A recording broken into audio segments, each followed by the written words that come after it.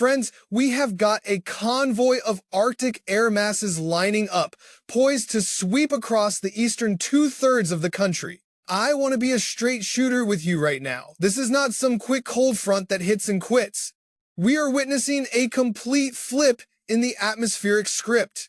We are talking about a pattern change that is going to deliver prolonged, bitter cold, significant snowfall, and the part that worries me most, crippling ice accumulation to millions of households in the coming weeks. Just before the 3-minute mark, I am going to drill down on the specific counties in the crosshairs for ice storms. By minute 5, we will walk through the weekly forecast so you can prepare your family. And please stay with me until minute 15. I have got some safety protocols that could genuinely save a life in your home. What we are seeing is the classic polar vortex stretching out and spilling southward into North America. Now, for those who aren't weather nerds like myself, imagine a giant bowl of freezing air sitting on the North Pole, spinning fast to keep that cold locked away. However, when that circulation gets disrupted, it is exactly like leaving the freezer door wide open. All that sub-zero air escapes and rushes straight for our backyards. Right now, we have a massive high-pressure ridge parked over Greenland. We call this a block in meteorology. It acts like a boulder in a stream, forcing the jet stream to take a detour. That detour opens a direct corridor for Arctic air to dive south. Europe is already shivering, and we are next in line. The jet stream, that river of air miles above us that drives our weather, is taking a deep dive, essentially rolling out the red carpet for winter in the east. Meanwhile, folks in the southwest are going to continue baking in temperatures that are unseasonably high. La Niña is still in the driver's seat, behaving exactly as the textbooks say it should by keeping the furnace running across Texas, Arizona, and New Mexico. Let's put this into context. The first major system is already organizing over Montana and the Dakotas. As it tracks toward the Great Lakes on Sunday, the pressure is going to crash, a process we call explosive cyclogenesis, or a bomb cyclone. The National Weather Service has already lit up the map with winter storm watches across Wisconsin and the upper Midwest, and I guarantee those will be upgraded to warnings before long. Listen to this. Parts of Michigan's Upper Peninsula and northern Wisconsin could see accumulations exceeding 12 inches from this initial round alone. And friends, that is merely the opening act. The long-range models show a conveyor belt of cold shots lining up for the first half of January. I want to break down the timeline carefully, because being prepared is how we protect the people and property God has entrusted to us. Today, Saturday, offers a deceptive sense of calm across the east. The South is basking in the 70s and 80s, and even the Corn Belt is seeing temperatures in the 50s. Soak up that fresh air now, because reality is about to hit hard. By tonight and into Sunday, the storm intensifies over the northern plains. We are already seeing flakes fly in Big Sky country. Colorado is finally catching a break with some moisture, though it is not quite enough to fix the snowpack deficit the ski resorts are praying for. Sunday is game day. As that low pressure winds up near the lakes, the backside of the storm creates a vacuum that pulls down truly frigid air. Temperatures will crash, accompanied by wind gusts that could easily top 40 miles per hour. That combination produces blinding whiteout conditions. You can go from clear skies to zero visibility in seconds, making travel absolutely perilous. Now, this cold front will stretch all the way to the Lone Star State by Sunday. The clash between that advancing cold air and the warm, moist air surging north is setting the stage for a severe ice event. Please pay close attention to this. Southern Ontario, particularly north of Toronto, is ground zero for this ice threat. We could see accretion between 1.25 inches. To be clear, 1/4 inch brings down limbs and power lines. 1/2 inch causes catastrophic damage to the electrical grid. You need to be ready for a long-duration power outage. We aren't talking a flicker, we are potentially talking about days in the dark and cold. The danger zone extends right into Quebec and Montreal. Stateside, Vermont, New Hampshire, and parts of Maine are in the path. Northern Maine might stay just cold enough for all snow, which is frankly a blessing compared to the alternative. Ice is insidious. Unlike snow, you can't just push it aside. It coats every surface, snapping utility poles and sending heavy branches crashing onto roofs. It turns driveways into sheets of glass, making even a trip to the mailbox a hospital risk. There is a verse in Proverbs, chapter 22, verse 3, that says, "The prudent see danger and take refuge, but the simple keep going and suffer for it." That is biblical wisdom for weather safety. The Lord gave us the tools to forecast this so we can be responsible stewards. It is not about fear, it is about wisdom. If you are in the ice path, preparation is your duty. By Sunday night into Monday, the storm's heart will be sitting just east of Chicago. We are looking at a solid 6-inch blanket of snow covering eastern Minnesota and northern Wisconsin. Our computer model consensus is flagging over 12 inches of accumulation for parts of the UP in Michigan. As the system wraps up, our neighbors to the north in Canada are going to be digging out from over a foot of fresh powder. Further south, the Ohio Valley and Mid-Atlantic will see rain before the cold air catches up. Detroit starts as a washout before turning to snow. Chicago will get clipped, but the heaviest bands appear to be setting up north of the city. Monday morning brings a rude awakening. Houston drops into the 50s, a massive shock to the system after the warmth you felt today.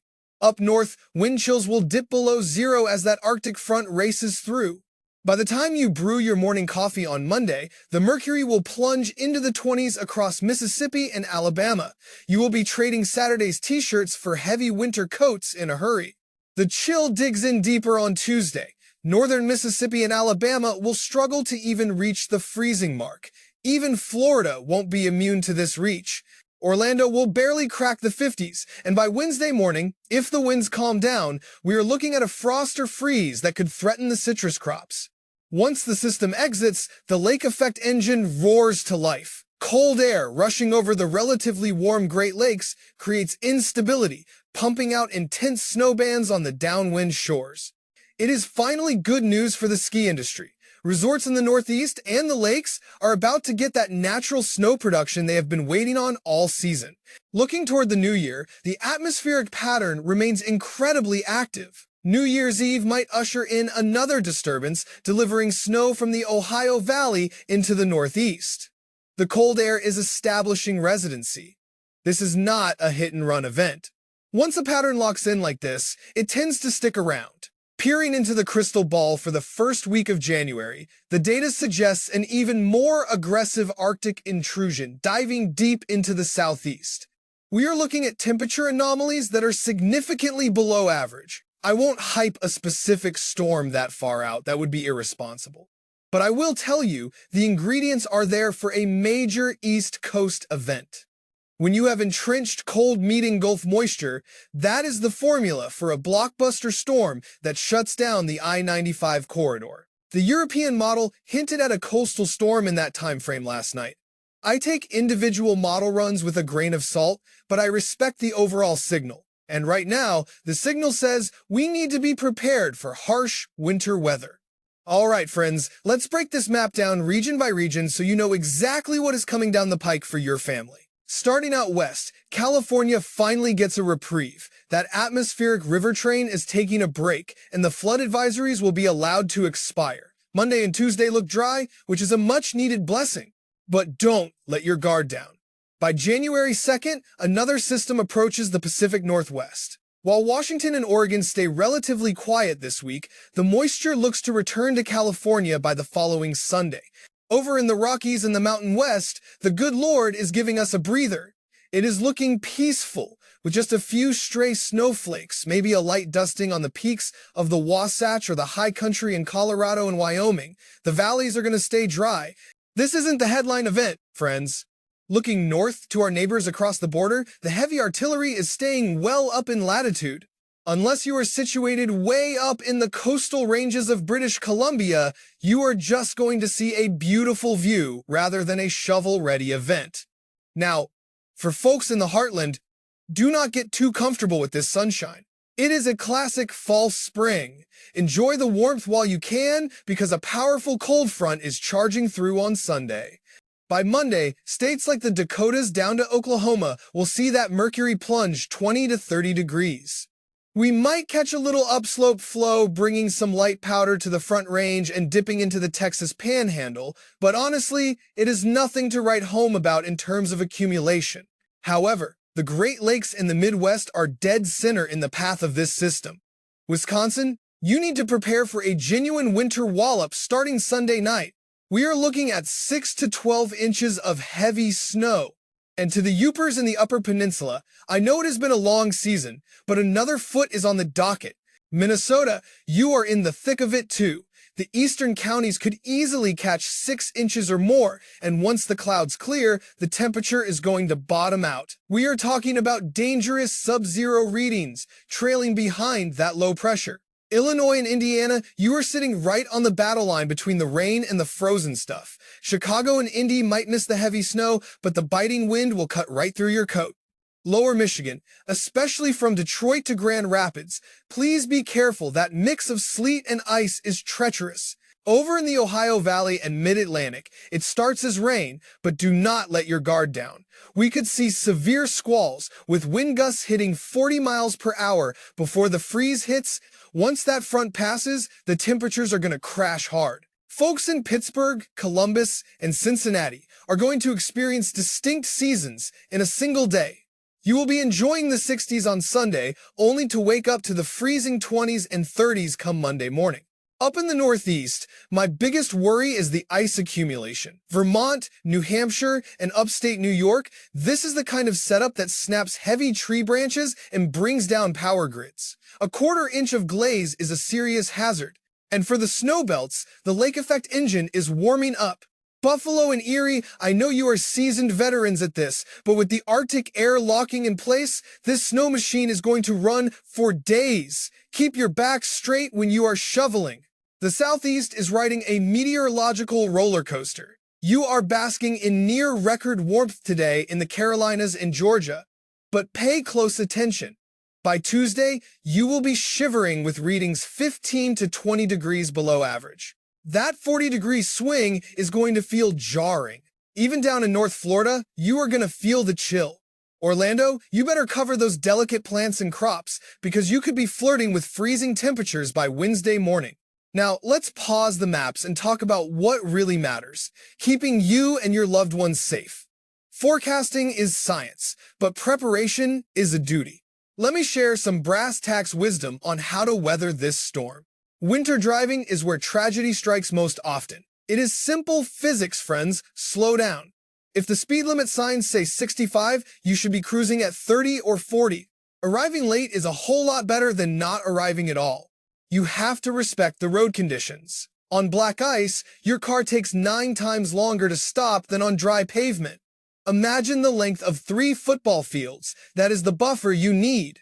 Forget the standard following distance. In these conditions, you need a solid count of 8 seconds between your bumper and the car ahead.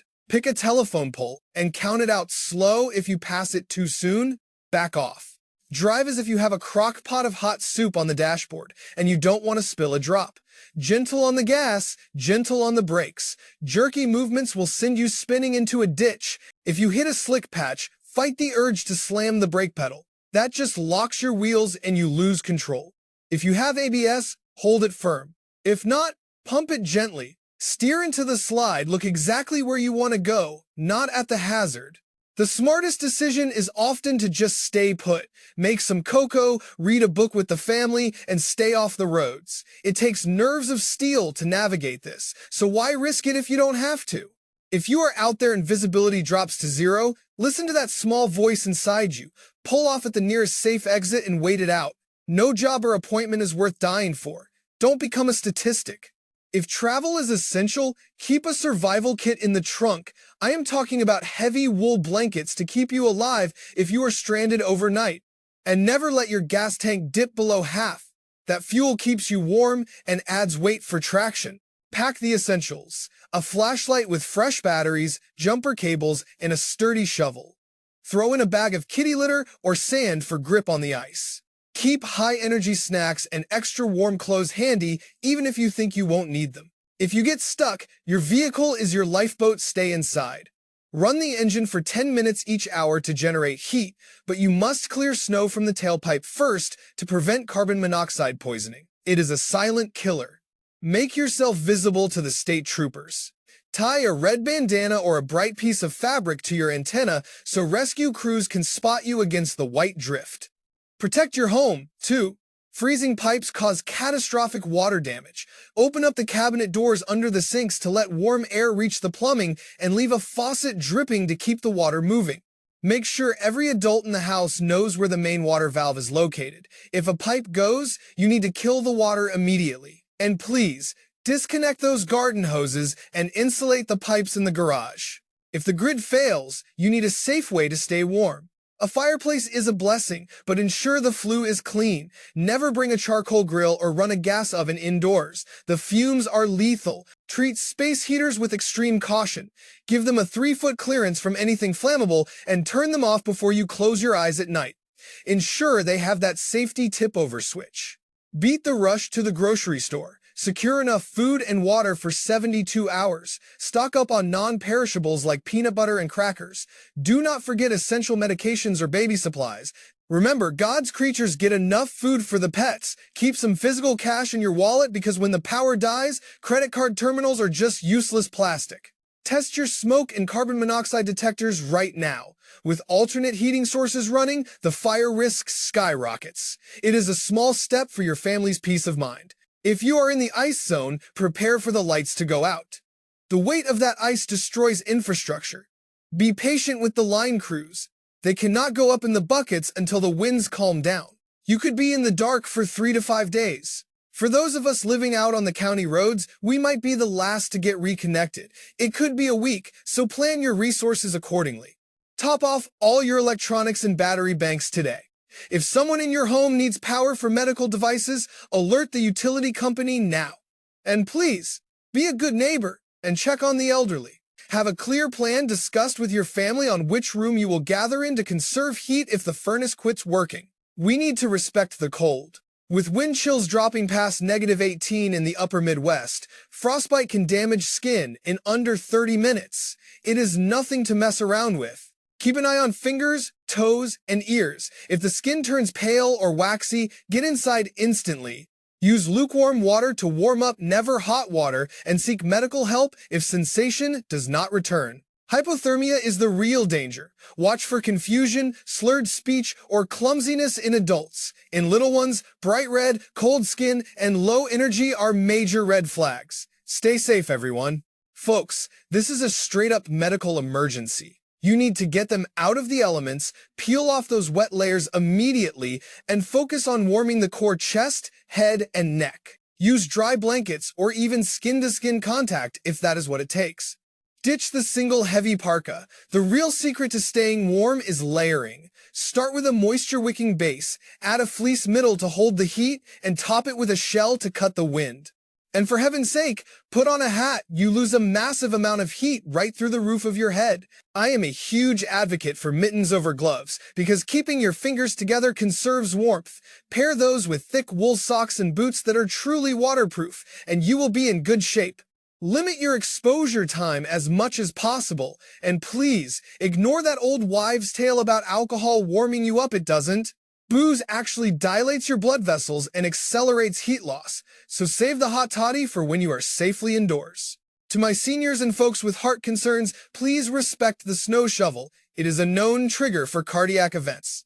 Push the snow rather than lifting it. Pace yourself and stop the moment you feel any chest tightness. Let's shift gears from the maps for a second and address that knot some of you might have in your stomach. It is completely natural to feel anxious about your elderly parents or keeping the household running when a storm like this looms. But I want to remind you of 2 Timothy 1:7. God has not given us a spirit of fear, but of power, love, and a sound mind. We prepare because we are good stewards of His blessings, not because we are panic-stricken. He knows exactly where you are in this storm. So we do the footwork, we weatherize the house and stock the pantry, and then we place our trust in Him. Living out our faith means looking out for our neighbors. Before the snow flies, go knock on an elderly neighbor's door. Do they have their medications? Is their furnace operating correctly? Maybe you have a generator to keep their insulin refrigerated, or a truck capable of navigating the drifts to get someone to a medical appointment. Jesus taught in Matthew 25 that serving the least of these is serving Him. Whether you are plowing a driveway for a single mom or helping seniors who lost heat, these storms are opportunities to demonstrate real love. This is our chance to be the hands and feet of Jesus right here in our own communities. If you are watching this alone, especially my older friends, please do not isolate yourself. Pick up the phone and call a buddy or someone from church. There is zero shame in admitting you need a hand. Truthfully, allowing someone to help you is a blessing to them as well. And if you know someone who lives alone, be the one to make that call. All right, let's get back to the nitty-gritty of timing so you can plan your next moves. For my friends in southern Ontario, Quebec, and over into northern New England, today is go time. Freezing rain arrives Sunday night, so fill the bathtubs, charge your devices, and secure your supplies immediately. A full bathtub is a lifesaver for flushing toilets if a power outage kills your water pressure. Upper Midwest, folks, Wisconsin, Michigan, you have until Sunday morning before the weather deteriorates. Top off those propane tanks and prepare to hunker down for 48 hours.